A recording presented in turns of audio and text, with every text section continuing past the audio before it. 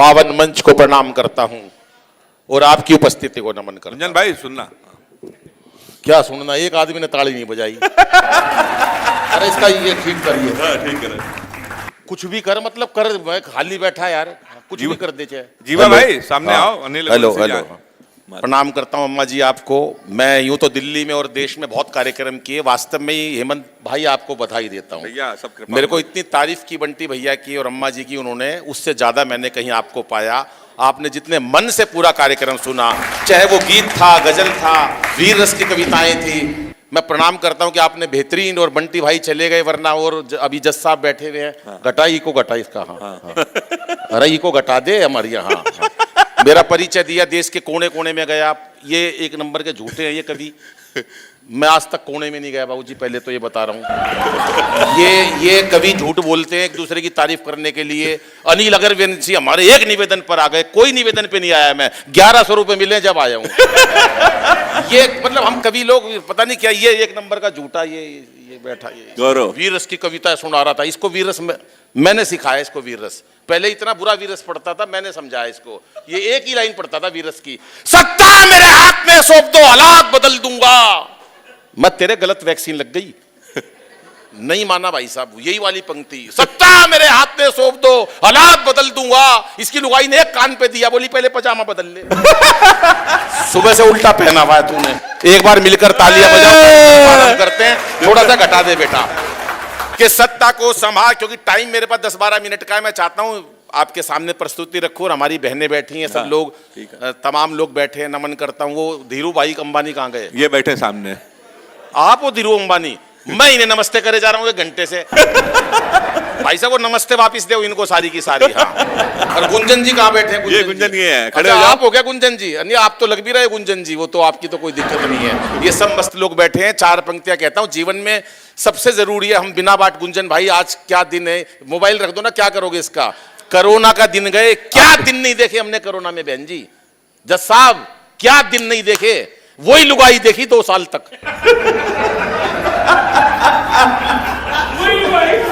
देवेंद्र भैया हंसी आ रही ज्यादा। काम वाली आती नहीं थी, प्रदीप लुगाई नहाती नहीं थी, मेकअप का सामान खत्म हो गया, मेरे बराबर में खड़ी, बोली चाय ले ले। पर तू कौन है इतनी खतरनाक? बोली मैं ही तो 27 साल से तेरे साथ। बाबूजी इतने लोग कोरोना से नहीं मरे जितने लुगाई की शक्ल देख के मर गए।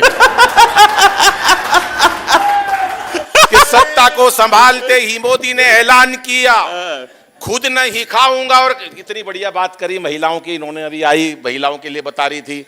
मैं बता रहा हूं महिलाओं का कोई वो नहीं। अब ये देखो सब लोग बैठे हैं, मैं प्रणाम करता हूं। बहन जी आपको भी नमन करता हूं। हमारे पुरुषों के मन में खोट है सर।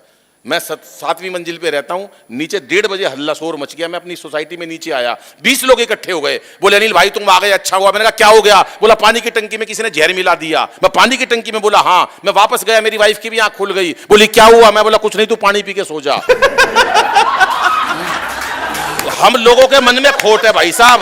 तालियां बजा रहे थोड़ी, बिना बात टेंशन में, कोई लेना देना नहीं। अनिल भैया जज साहब देखो कितना हंस रहा है।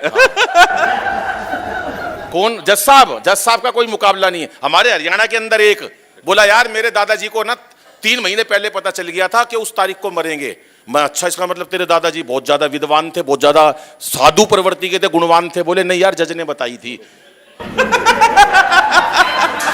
मतलब जज लिख देता ना 3 महीने पहले फांसी की सजा। तो एक बार जज साहब के लिए तालियां बजा दो जरा जोरदार। कोई मुकाबला नहीं हमारे हरियाणा का, सारे मस्त रहते हमारे। हाँ वो एक हरियाणा का चौधरी चला गया, समुद्र के किनारे पड़ा वहां पर, अपना धूप सेक रहा है, अपने बैठा हुआ सन बात ले रहा है। एक अंग्रेज आया, अंग्रेज ने उस हरियाणा के ताऊ से पूछ लिया आर यू रिलैक्सिंग? बोला नाजी राम सिंह।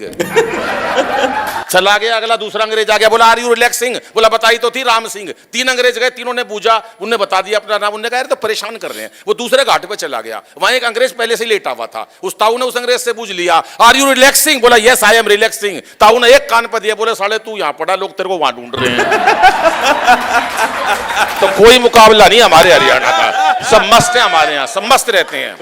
अच्छा वो एक और बुड्ढा चढ़ गया पहाड़ पे हरियाणा का। उसने सोचा यार पता जीवन बीत गया यार, अब क्या करना यार जी के यार, अब जाओ भगवान की तपस्या करो।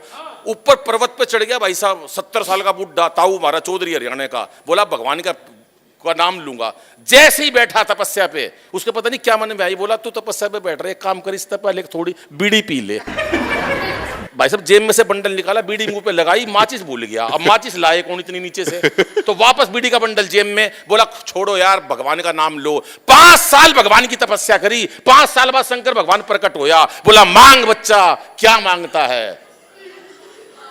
बोला भगवान माचिस दे दे। तालियां हाथ खड़े करके बजा दो एक बार साहब, क्योंकि चेहरे पर हंसी और दिल में खुशी होती है।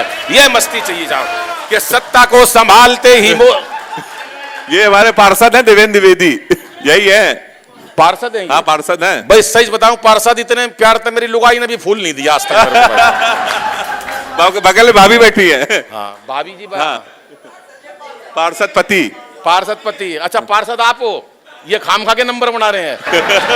बजा दो ताली एक बार कि सत्ता को संभालते ही मोदी ने ऐलान किया कि खुद नहीं खाऊंगा और खाने नहीं दूंगा मैं। रेखा जी दिल्ली में सीएम बनी, 10-12 मिनट आपके बीच में रहूंगा, लेकिन चाहता हूं आपके चेहरों पर मुस्कुराहट लाऊं।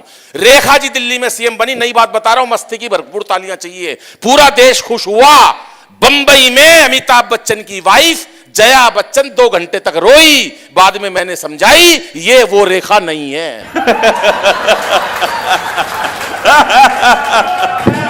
कि सत्ता को संभालते ही मोदी ने ऐलान किया कि खुद नहीं खाऊंगा, गलत ऐलान करा था, सारे खा रहे हैं पीछे। कि सत्ता को संभालते ही मोदी ने ऐलान किया खुद नहीं खाऊंगा और खाने नहीं दूंगा मैं। 2 लाख करोड़ का लोन लेकर आए मोदी जी जापान से। सर कितना? 2 लाख करोड़ का। बदले में दे के आए गीता माता। 50 साल का लोन है निगम पार्षद साहब, 50 साल का लोन है। 2 लाख का करोड़ का लोन लाए, 50 साल तक का है, और बदले में दे के आए गीता माता। 50 साल बाद जब वो लोन नहीं पहुंचेगा तो गीता माता जी को खोलकर देखेंगे, उसमें लिखा होगा क्यों व्यर्थ चिंता करते हो, तुम्हारा क्या गया जो तुम रोते हो, जो आज तुम्हारा है कल किसी और के। सत्ता को संभालते ही मोदी ने ऐलान किया खुद नहीं खाऊंगा और खाने नहीं दूंगा मैं। और अखिलेश बोले अब जिंदगी में राहुल को अपनी ये साइकिल चलाने नहीं दूंगा मैं। अमित शाह बोले चाहे कोई भी जुगाड़ करूं, गवर्नमेंट किसी को बनाने नहीं दूंगा मैं। अब इस कोड रोमियो याद करना, उत्तर प्रदेश की धरती पे खड़ा हूं योगी जी के लिए, भरपूर तालियां चाहिए। कि अमित शाह बोले चाहे कोई भी जुगाड़ करूं, गवर्नमेंट किसी को बनाने नहीं दूंगा मैं। और योगी जी ये बोले मेरा नारी से क्या लेना देना, खुद ना पटाई और पटाने नहीं दूंगा मैं, खुद ना पटाई और पटाने नहीं। एक बार दोनों हाथ उठा के ताली बजाओ, जिंदाबाद। वाह अनिल भैया कमाल है यार, वाह अद्भुत। हाँ नहीं नहीं, अब कोई नहीं, अरे अब हाथ में से क्यों ले रहे हो सर? मैं बहुत जल्दी कविता पाठ करता हूँ। पहले तो 4 पंक्तियां बेटियों के लिए पढ़ता हूँ, बहनों के लिए पढ़ता हूँ। हाँ भैया। कि इसे बेटा बना पालो तो इतिहास छू लेगी। वाह समर्पित करता हूं सर आपको।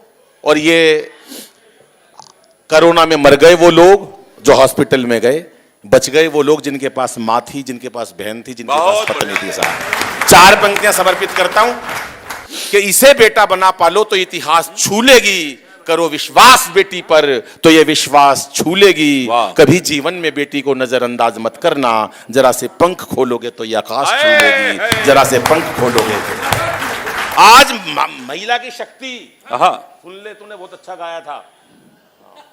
सिंगार रस इतना बढ़िया पड़ा, हमारे हरियाणा में नहीं होता ऐसा सिंगार रस। हमारे यहाँ 2 मिनट में पूछ के बता देते क्या मतलब है, क्या बता तू। ये 15-15 साल लगे रहते हैं, इश्क में मर गई, तू अपने जुल्फ के साए में शाम बिताना चाहता हूँ, उन्हें जुल्फ उतार के दे दी, बोली सारी रात बिता लियो। हमारे हरियाणा में नहीं, हमारे 2 मिनट में पूछ लेते हैं। मैं हूँ फूल गुलाब का, तू सूरजमुखी, मैं तेरे से दुखी, तू मेरे से दुखी। तू अपने घर जा, मैं अपने घर जाऊं। हमारे यहाँ लंबा नहीं पड़ते भाई साहब, ज्यादा क्या करना, ज्यादा देर बोल।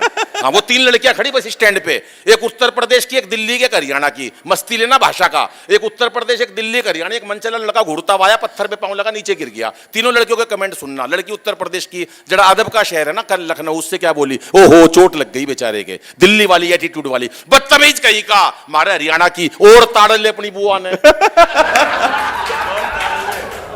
कोई टेंशन नहीं लेते हमारा, सब मस्त रहता प्रदेश हमारा भैया। वो एक बच्चे का रिजल्ट आने वाला था, पिताजी ने साफ साफ कह दिया, देख भाई तेरा कल 2 बजे रिजल्ट आएगा, मैं वीआईपी लोगों से घिरा रहता हूं, तू अपना रिजल्ट ओपन मत करियो, इशारों में बताइए। बोला पापा इशारा कैसे करूं? बोला एक सब्जेक्ट में फेल हो जाए कह दियो जय श्री राम, 2 में फेल हो जाए कह दियो राधा कृष्णा, 3 में फेल हो जाए कह दियो ब्रह्मा विष्णु महेश। 2 बजे बच्चे का रिजल्ट आया, पापा की मीटिंग चल रही थी, पापा ने पूछ लिया बेटा रिजल्ट का क्या हुआ? बच्चा बोला पापा सांचे दरबार की जय। कोई नंबर नहीं, सपाट मैदान अनिल भैया पड़ा। कमाल है प्रदीप यार, भाई क्या बात है भैया, अनिल भैया बहुत बढ़िया। बस्ती वाली बात है। 5 मिनट एक कविता, हाँ अंतिम एक कविता पढ़ता हूं, एक हास्य की कविता जो भैया ने कही थी। मेरा मन तो था, क्योंकि बहुत अच्छा सुना आपने, जितना अच्छा प्रेम को सुना, मेरा मन था कि माँ की कविता पढ़ूं या मैं आपको देश की कविता पढ़ूं, लेकिन हास्य कविता पढ़ के अपना स्थान लेता हूं। कोई टेंशन मत रखो भाई साहब, दुनिया में इतनी टेंशन फैल रही है, बिना बात की हमने टेंशन ले रखी है। परसों ये हेमंत बैठा टेंशन में, मैं हेमंत टेंशन में क्यों बैठा है? बोला मौसम विभाग ने बताइए बूंदाबांदी होगी। मैं बताइए तो तू टेंशन में क्यों बैठा है? बोला मैं ये देख रहा हूँ इसमें बूंदा कौन सा है। किसकी टेंशन दूर करो? आजकल इतनी टेंशन लो, एक बैठा और टेंशन में, मैं तू टेंशन में क्यों बैठा है? बोला अनिल भाई एक दिन ये सारी दुनिया मर जाएगी, बस दुनिया मर जाएगी, तू टेंशन में क्यों बैठा है? तो भगवान का काम है। बोला जो सबसे आखिरी में मरेगा उसको शमशान घाट कौन लेके जाएगा? क्या टेंशन दूर करोगे? और महिला तो इतनी जल्दी टेंशन ले लेती है बाबूजी। मेरे घर के सामने पार्क, मैं वाइफ के सामने साथ टहल रहा, एक सुंदर महिला ने मेरे को नमस्ते कर ली, मेरी वाइफ को हो गई टेंशन। अच्छा, आज 1 महीना हो गया लुगाई को मेरी टेंशन ली, एक ही बात पूछ रही है, बता कौन थी, बता वो कौन थी? मैं क्यों टेंशन ले रही है, मेरे को उसको भी बताना पड़ेगा तू कौन थी। बचाओ हाथ खड़े करके एक बार ताली साहब। जीवन मस्ती वाला भी, कोई टेंशन मत रखो, क्योंकि चेहरे पर हंसी और दिल में खुशी होती है। चेहरे पर हंसी और दिल में खुशी होती है, सही मायनों में यही जिंदगी होती है। और हंसना किसी इबादत से कम नहीं, किसी और को हंसा दो तो बंदगी होती है। हमने ऐसी टेंशन बना रखी है। एक छोटी सी कविता आपके लिए, कि मैसेज भी इस कविता के अंदर। हम आज जज साहब स्कूल गए, पढ़े, बहुत पढ़े रहे, कभी नहीं पढ़े भाई साहब। ज्यादा पढ़ लिख के क्या बन जाओगे? कोई वकील बन जाओगे? ज्यादा लिख पढ़ के जज बन जाओगे? क्या हो जाएगा उससे? कभी तीसरी में फेल होकर देखो, अंतरराष्ट्रीय हास्य कवि अनिल अग्रवाल।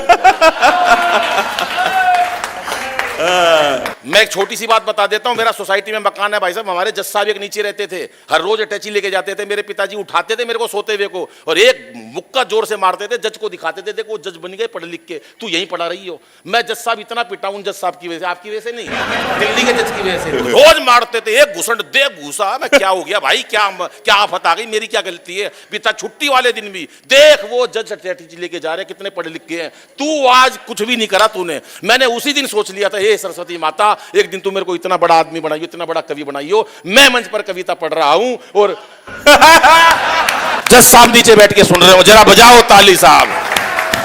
अरे यार भैया, यार अद्भुत है कि आजकल के बच्चे गजब ढा रहे हैं।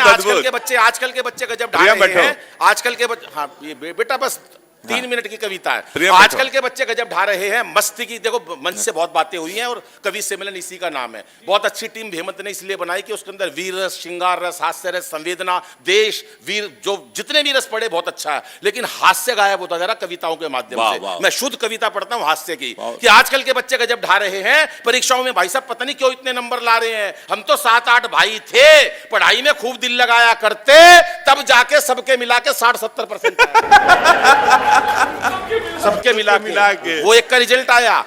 पिताजी बोले रिजल्ट आया भाई क्या हुआ? बोला सरपंच का लड़का फेल हो गया। अरे बोला सरपंच का लड़का हो गया? बेटा मैं तेरी पूछ रहा हूँ तेरा क्या हुआ? बोले गांव के डॉक्टर का लड़का फेल हो गया। अरे बोला सरपंच का हो गया, डॉक्टर का हो गया, बेटा तेरा क्या हुआ? बोले पिताजी इससे ज्यादा क्या कहूँ, प्रिंसिपल तक का बेटा फेल हो गया।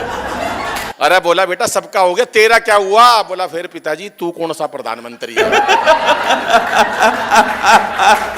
तेरा भी नहीं मिट गया हाथ की हाथ। आजकल के बच्चे गजब ढा रहे हैं परीक्षाओं में, पता नहीं क्यों इतने नंबर ला रहे हैं। हम तो 7-8 भाई थे, पढ़ाई में खूब दिल लगाया करते, तब जाके सबके मिला के 60-70% आया करते।